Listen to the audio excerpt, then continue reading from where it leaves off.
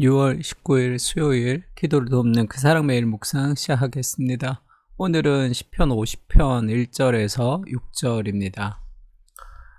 시편 50편 4절에 보면 하나님이 자기 백성을 판결하시려고 이런 표현이 있죠. 그래서 오늘 제목은 하나님이 자기 백성을 판결하시려고 라는 제목을 잡아봤습니다. 아사벳인데 지금 1절부터 3절까지의 말씀을 보면 그 인생의 마지막에 하나님의 심판, 그 결산의 날이 있다는 것을 알려줍니다. 전능하신 이 여호와 하나님께서 말씀하사 해 돋는 데서부터 지는 데까지 세상을 부르셨도다. 그러니까 온 세상을 해 돋는 데부터 지는 그 모든 온 세상을 하나님이 부르십니다. 그러니까 마지막 날에 다 부르시는 거죠. 온전히 아름다운 시온에서 하나님이 빛을 비추셨도다. 우리 하나님이 오사, 하나님이 오셨어요. 그리고 잠잠하지 아니하시니, 하나님이 가만히 있지 않는다는 거죠. 어떤 행동을 하시고 말씀을 하신다는 거, 잠잠하지 않는다는 것. 그 앞에는 삼키는 불이 있고 하니까 하나님이 잠잠하지 않고 내려오셔서 삼키는 불로 다 삼켜버릴 것이다. 그 사방에는 광풍이 불리로다 하니까 지금 하나님이 온 세상을 부르셔서 이 땅에 내려오시는 그것이 이 결산의 때, 이 심판의 때 그들의 행위대로 보응하시는 그날을 지금 이야기하고 있습니다.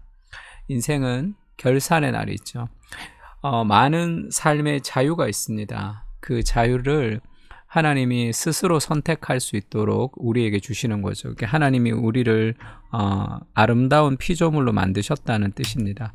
어떤 로봇처럼 우리가 자유롭지 않게 선택하는 존재가 아니라 스스로 자유롭게 자기의 마음에 원하는 것을 선택할 수 있도록 하나님이 우리를 창조하셨죠. 그러나 세상의 마지막에 그것에 결산이 있다는 것을 좀 알아야 됩니다.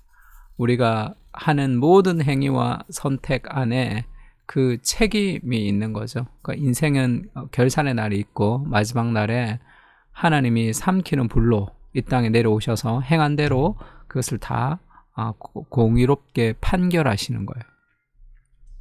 그러니까 두 번째는 조금 의아한데 그래서 믿지 않는 사람을 심판하러 오시는구나 이제 그렇게 생각할 수가 있죠. 근데 4절에 보면 하나님이 자기의 백성을 판결하시려고 위 하늘과 아래 땅에 선포하여 이르시되 이렇게 얘기합니다.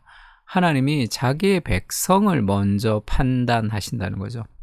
5절에 보면 이르시되 나의 성도들을 내 앞에 모으라 그들은 제사로 나와 언약한 이들이니라 하시도다.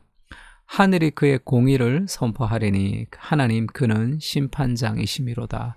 그러니까 지금 하나님이 이 땅에 와서 우리를 그냥 가만히 두고 세상만 심판하시는 것이 아니라 하나님이 하나님의 백성을 불러서 지금 판단하신다는 거죠. 그리고 제사로 나와 언약한 이들을 모으라. 그리고 공의로 내가 판단한다. 가장 공의롭게 판단하는데 하나님은 이 자기 백성의 심판장이시다. 이렇게 얘기합니다. 이것이 우리가 판단해서 구원을 받지 못한다 그런 뜻은 아니에요. 그러나 하나님의 모든 심판은 하나님의 집으로부터 시작합니다. 그래서 그 밖으로 나가는 거죠. 베드로전서 4장 17절에 봐도 이런 말씀이 있죠. 하나님의 집에서 심판을 시작할 때가 되었나니 만일 우리에게 먼저 하면 하나님의 복음을 순종하지 아니하는 자들의 그 마지막은 어떠하며 우리에게 하나님의 심판이 먼저 시작이 됩니다. 이 판결이 먼저 시작되는 거죠. 근데 우리는 하나님 앞에 어떤 행위를 통해서도 우리가 이 구원받는 데는 부족함이 없죠. 그리스도의 행위로 우리가 구원을 받기 때문에 구원받지 못한다는 뜻은 아닙니다. 이 심판이. 로마서 8장 1절 2절에는 그러므로 이제 그리스도 예수 안에 있는 자에게는 결코 정죄함이 없나니 이는 그리스도 예수 안에 있는 생명의 성령의 법이 죄와 사망의 법에서 너를 해방하였음이라. 그러니까 우리는 구원에서 사라지진 않습니다. 구원에서 우리가 배제되지는 않는 거예요. 이 심판이라는 것은 구원과 천국과 지옥을 나누는 심판인데 우리의 행위를 통해서 하나님이 그렇게 심판하신다는 뜻은 아닙니다. 우리는 다 구원받을 거예요. 그러면 하나님의 집에서 하나님의 심판이 무엇이냐? 이것이 구원과 상관이 없는, 구원과 관련이 없는 이 심판과 판결이라면 하나님의 집으로부터 하나님이 판결하시는 이 판결은 무엇이겠습니까?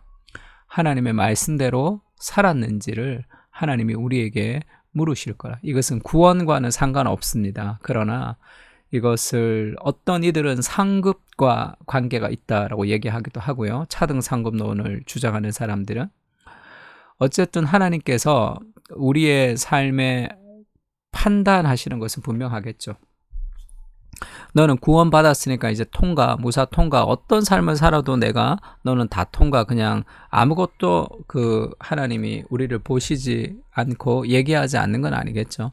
누가복음 12장 48절에 이런 말씀이 있습니다. 알지 못하고 맞을 일을 행한 종은 적게 받는다. 그러나 무릇 많이 받은 자에게는 많이 요구할 것이요 많이 맡은 자에게는 많이 달라 할 것이니라. 하나님이 주신 것에 대한 책임이 있는 거죠. 이 달란트를 받은 것을 우리가 하나님의 나라를 위해서 남겨야 되는 그런 일들이 있습니다. 그리고 4장 2절에 보면 그리고 맡은 자들에게 구할 것은 충성이니라. 그러니까 우린 구원받았으니까 그냥 막 살아도 되는 게 아니라 우리에게 하나님이 주신 은사와 재능과 직업과 여러 가지 삶의 많은 것들이 있습니다. 그것을 우리는 활용해서 하나님 나라를 위해서 우리가 사용해야 될 그런 책임이 우리에게 있는 거예요. 그렇게 주의 말씀대로 그것을 사용했는지 하지 않았는지 마지막 날에 평가가 있을 것입니다. 그래서 맡은 자에게 구할 것은 충성이죠. 충성을 다해서 하나님이 맡겨주신 것을 살아야 할 삶의 의무들이 있습니다. 세계가 100명의 사람이라면 이런 책이 있죠. 초등학생들 많이 보는 책인데 세계가 100명의 사람이라면 우리는 10명 안에 드는 굉장히 잘 사는 사람들에 속하죠. 특히 오늘날 대한민국에 있는 사람들은. 그래서 지금도 굶주리고 힘들어하는 수많은 사람들이 있습니다. 그러면 마지막 날에 우리는 이렇게 먹고 잘 살았는데 정말로 굶주리고 힘든 사람들이 그렇지 않았다면 하나님이 우리에게 맡겨주신 그 책임을 우리가 다 감당하지 못했던 것일 수도 있겠죠. 그래서 내게 주신 것들, 많이 받은 자에게는 많은 것을 달라 할 것입니다. 하나님 우리에게 오늘도 은혜를 주시고 우리와 함께 하시고 우리에게 하나님의 공동체를 주시고 우리에게 하나님의 은혜를 주시는 이 모든 것들에 대해서 우리는 더 열심히 그리스도 앞에 충성해야 될 의무들이 있는 거죠. 많이 받았는데 나누지 못하며, 많이 받았는데 그것을 우리가 다른 사람에게 섬기지 못하면 그것이 얼마나 큰 하나님 앞에 손실이겠습니까? 그래서 우리에게 하나님이 충성을 요구하시고 하나님의 집에서 그것을 판결하실 것이다 말씀하십니다.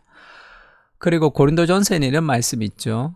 하나님에게 받았는데 그 구원을 그렇게 잘 활용하지 못하는, 이 삶을 바르게 살지 못한 구원을 이렇게 얘기합니다.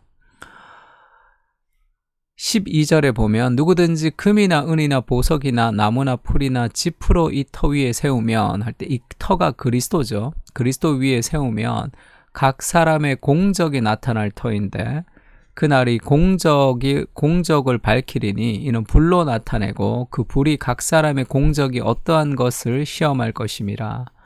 만일 누구든지 그 위에 세운 공적이 그대로 있으면 상을 받고 누구든지 그 공적이 불타면 해를 받으리니 그러나 자신은 구원을 받지만 불 가운데서 받은 것 같으리라. 너희는 너희가 하나님의 성전인 것과 하나님의 성령이 너희 안에 계시는 것을 알지 못하느냐 이렇게 얘기합니다. 그러니까 우리가 구원은 받지만 지금 우리 인생을 다 살고 우리의 공적이 있는데 그것이 하나님이 불로 태운다는 거예요. 근데 어떤 공적은 그 불 가운데서 남아있고 어떤 공적은 그것이 다 타버린다는 거예요. 그러니까 구원은 받지만 불 가운데서 받은 것 같으리라 하는 것은 지금 구원은 받지만 그의 삶에 어떤 상급이 없는 듯한 그런 뉘앙스로 지금 고린도전서에서 말하고 있습니다. 이게 있고 없고 그 다음에 심판이 있고 없고 지금 그런 신학적인 논쟁보다 우리의 삶을 하나님이 평가하시고 우리가 천국에 갔는데 지금 죽어서 천국 가는 것이나 우리가 20년, 30년, 40년, 50년을 더 살고 우리가 천국에 가는 것이나 하나님 나라에 별다른 영향이 없다면 우리는 왜 인생을 살아가는 것일까요? 우리가 살아가는 삶에는 이유가 있습니다. 하나님 앞에 충성되게 그렇게 살아야 될 삶의 의무들이 있는 거죠. 은혜에 대한 의무들. 그리스도의 충성됨을 좀 기억하면 좋겠습니다. 예수님께서 이 땅에 오셔서 충성되게 사셨죠. 그러니까 라우디게아 교회의 사자에게 편지하라. 아멘이시요. 충성되고 참된 증인이시요. 하나님의 창조의 근본이시니가 이르시되 할 때 이 충성되고 참된 증인이 바로 예수 그리스도이십니다.